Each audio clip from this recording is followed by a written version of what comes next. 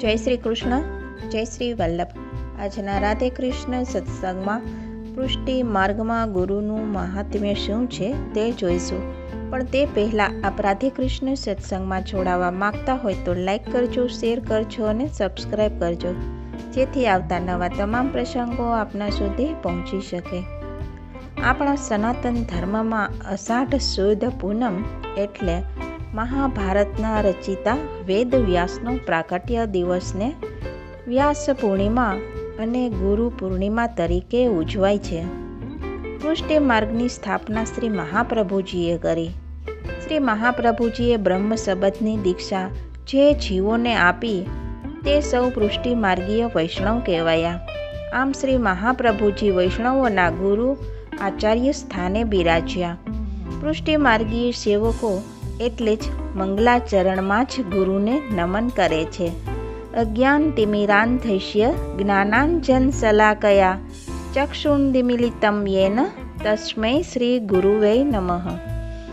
એટલે કે અંધકારમાંથી પ્રકાશ તરફ દોરી જાય તે ગુરુ, અજ્ઞાનીને જ્ઞાની બનાવે તે ગુરુ, ભગવાનની પાસે લઈ જાય તે પણ ગુરુ.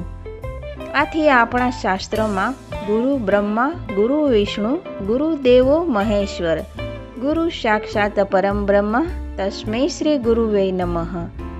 એટલે કે ગુરુ પરમ બ્રહ્મ સમાન છે, ગુરુ પ્રભુ સમાન છે.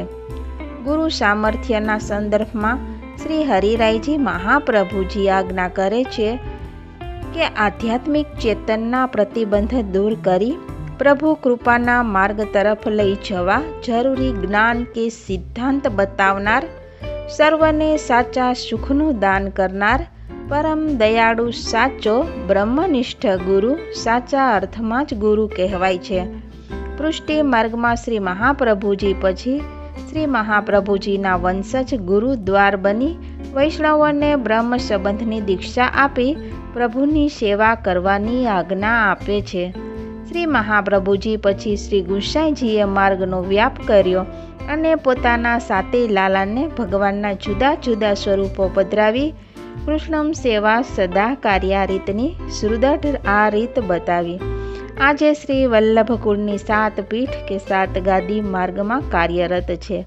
આમ પુષ્ટિ માર્ગમાં ગુરુ વૈષ્ણવની પરંપરા ચાલે છે. આ સાથે જ આપણે આજના રાધે કૃષ્ણ સત્સંગને અહીં વિરામ આપીએ. ફરીથી મળીશું નવા સત્સંગ સાથે. જય શ્રી કૃષ્ણ, જય શ્રી વલ્લભ.